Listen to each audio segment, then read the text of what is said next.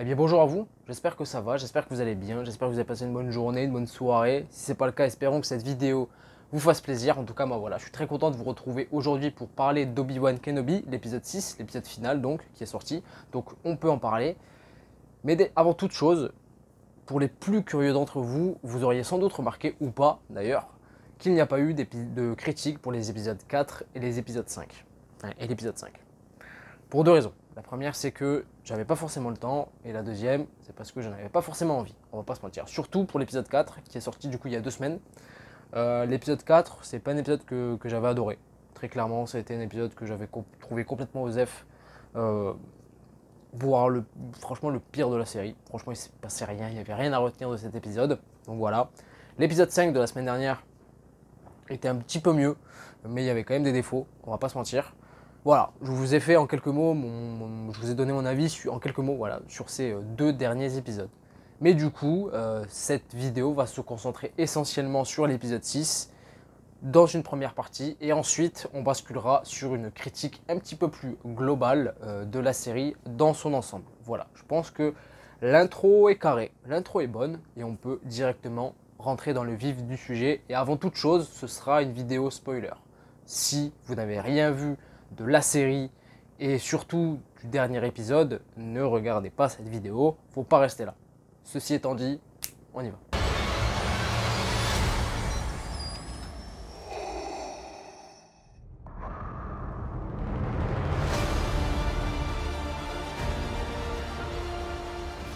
L'épisode 6 de cette série Obi-Wan Kenobi, le dernier épisode, l'ultime épisode de cette série qui a beaucoup fait parler et qui divise énormément.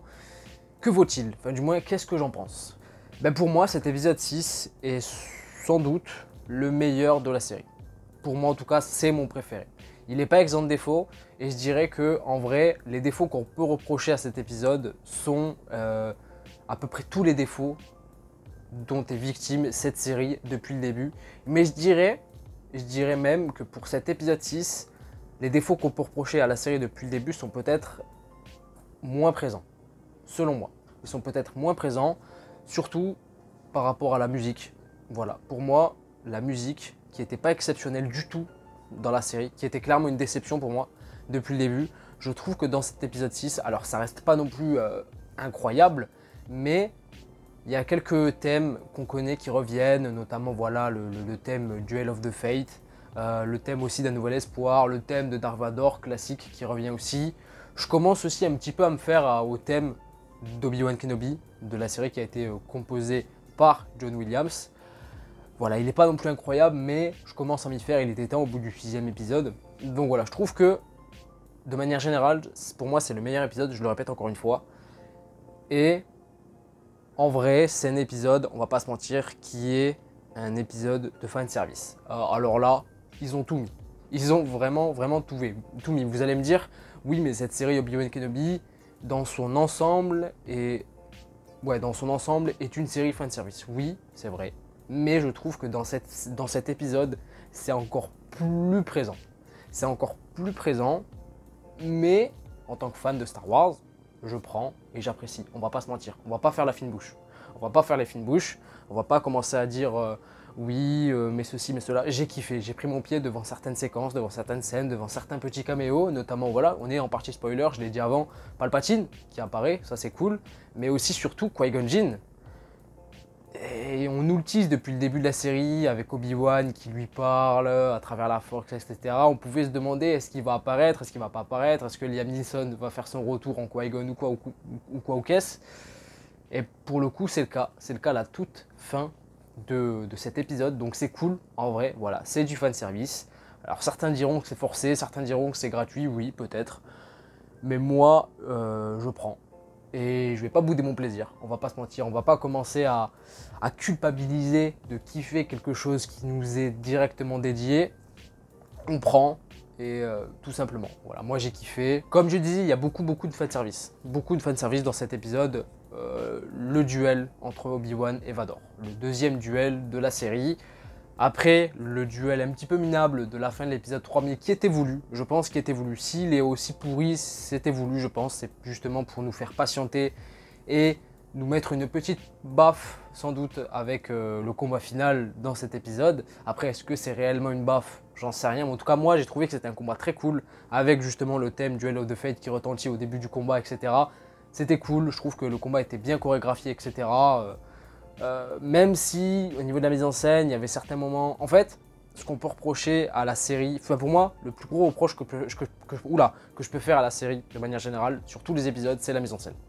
Pour moi, le plus gros défaut, c'est vraiment la mise en scène qui n'est pas à la hauteur, qui n'est pas assez ambitieuse et qui est parfois, je dirais même hors sujet vis-à-vis de Star Wars. Parce que pour moi, Star Wars, au niveau de la mise en scène ou au niveau des mouvements de caméra, il n'y a pas de Shaggy Cam, il n'y a pas Enfin, on n'est pas sur un univers qui, au niveau de la mise en scène, est très proche de ces personnages.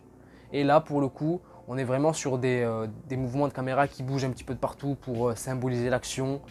On est vraiment sur des plans qui sont très très proches des corps à certains moments, etc. Et ça, pour moi, c'est pas Star Wars. Pour moi, ça, c'est pas Star Wars. Star Wars, c'est très contemplatif, c'est très propre, très carré, très très immobile, j'ai envie de dire. Et là, c'est pas le cas. Donc pour moi, c'est complètement hors sujet vis-à-vis de la saga. Mais bon, le combat était quand même cool, il était quand même bien chorégraphié et l'émotion était là en vrai. Voilà, pour le coup, c'était très très cool. Ensuite, niveau fanservice, enfin c'est pas vraiment niveau de fanservice, mais un point que j'ai beaucoup aimé dans cet épisode et que j'aime par-dessus tout en vrai, pour moi, depuis le début de la série et qui est pour moi sans doute le plus gros point positif, c'est la relation Obi-Wan-Leia. C'est vraiment pour moi le meilleur point de toute la série. Pour ma part, je pensais que l'intrigue avec Leia allait être bouclée au bout du 3e, voire du 4e épisode et qu'ensuite on se concentrerait vraiment sur Obi-Wan et Dark Vador. Pour le coup, l'intrigue où il faut ramener Leia sur Exegol, je crois, c'est comme ça que s'appelle sa planète, elle s'étire et du coup, elle est présente jusqu'au dernier épisode. Voilà, franchement, même si je trouve que la relation Obi-Wan et Leia, comme je le disais, est un très bon point de cette série pour moi, je pense que j'aurais apprécié que cette intrigue soit bouclée au bout du 4e épisode par exemple, et que sur les 2 derniers, on ait un Obi-Wan qui cherche à rencontrer, à traquer même, j'ai envie de dire, pourquoi pas à son tour, Vador. Et à le rencontrer pour essayer de le ramener de son côté, de lui faire entendre raison et de voir si Anakin est toujours présent ou si il est réellement mort et que Dark Vador a réellement pris sa place. Voilà, moi je pense que, je m'attendais à ça, ça n'a pas été le cas, voilà, c'est comme ça, c'est pas grave. Mais en tout cas, Obi-Wan et Leia, très très très bon point de cette série, du début jusqu'à la fin. Par contre, le truc qui m'a bien saoulé dans cet épisode, franchement, tout à l'heure je parlais du duel Obi-Wan et Dark Vador que j'ai trouvé très très cool, franchement c'était bien. Mais le seul défaut que je peux reprocher à ce combat, et c'est pas vraiment un truc que je reproche au combat, mais c'est juste en termes de montage et en termes d'intérêt, la putain de sous-intrigue avec Reva qui s'en prend à Luke sur Tatooine. On avait le combat qui était très cool, je le répète, mais qui était très souvent interrompu, je crois 2-3 fois, par rapport à cette putain de sous-intrigue avec Reva sur Tatooine. On s'en bat les couilles de Reva. Reva, un personnage que je déteste du début jusqu'à la fin. Et je sais pas si c'était voulu par les scénaristes ou quoi. Peut-être que oui, peut-être que non, mais c'est même pas d'un point de vue personnage, parce qu'en vrai, ses motivations, elles sont cohérentes et je les comprends. Mais c'est juste que je crois que c'est l'actrice qui soit joue mal ou dégage un truc qui m'insupporte, je la déteste. C'est Reva, un personnage que je déteste du début jusqu'à la fin, je peux pas la blairer. Et cette putain de sous-intrigue qui arrêtait pas d'interrompre le combat entre Obi-Wan et Vador m'a fait chier dans cet épisode 6. Vraiment, c'était sans intérêt. C'était de la merde. Enfin, pas de la merde, mais franchement, ça m'a saoulé. Franchement, ça m'a bien saoulé. Et par rapport au combat, bon, voilà, cette fois-ci, on a un Obi-Wan qui est beaucoup plus rude, beaucoup plus féroce, beaucoup plus d'attaque, et qui tient tête à Vador et qui lui met une dérouillée, on va pas se mentir. Hein, le vieux Obi-Wan, il en a encore sous le coude. Il a démonté Vador, on va pas se mentir. Voilà, encore une fois, la preuve que le maître est toujours présent, il est toujours là. Alors est-ce que c'est du bullshit de voir Dark Vador aussi mal en point face à Obi-Wan? Certains diront que oui, certains diront que non. Moi pour ma part je trouve pas, puisque ça reste quand même Obi-Wan, mine de rien. Et on n'est pas non plus sur un Vador, enfin si quand même, on est quand même sur un Vador qui est censé être à son apogée en termes de puissance. Mais on parle quand même d'Obi-Wan, donc pour moi, c'est pas illogique de le voir prendre une dérouillée par Obi-Wan, son ancien maître, quand même. Donc voilà, j'ai trouvé ça, encore une fois, le combat était très très cool. Ensuite, niveau fanservice, enfin, c'est pas vraiment du fanservice, mais en tout cas, émotionnellement parlant, je le répète encore une fois, Obi-Wan et Leia, très très cool. J'ai beaucoup aimé leur scène d'adieu, entre guillemets, sur Exegol. Voilà, avec les parents Organa, etc. C'était bien.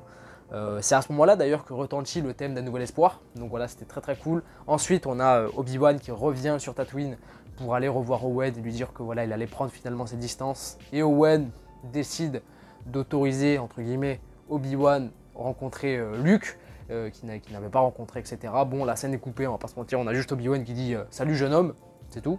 Bon. Et ensuite, on retrouve notre Obi-Wan comme ça dans le désert.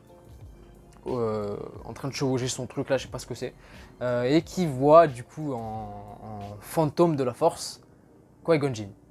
Voilà, on s'y attendait. Franchement, je l'espérais. Franchement, je me disais, est-ce qu'on va réellement le voir? Si on le voit, c'est cool, mais si on le voit pas, c'est vraiment des enfoirés parce qu'ils nous le teasent depuis le début de la série et ce serait vraiment dommage de pas le montrer. Donc, ça a été le cas. Il lui dit que viens, on a encore du chemin à faire. Qu'est-ce que ça veut dire? Qu'est-ce que cela veut dire? Est-ce qu'on va avoir une suite à cette série, Obi-Wan Kenobi? Est-ce qu'on va avoir une saison 2? Il y a des rumeurs. Hein. Il y a des rumeurs qui parlent d'une saison 2, potentiellement, parce que je crois que la série sur Disney Plus marche beaucoup. Je crois que le premier épisode de la série, ça a été dit par Ewan McGregor lui-même sur le compte Instagram de Star Wars, enfin du moins sur les réseaux de Star Wars, Twitter, Insta, etc.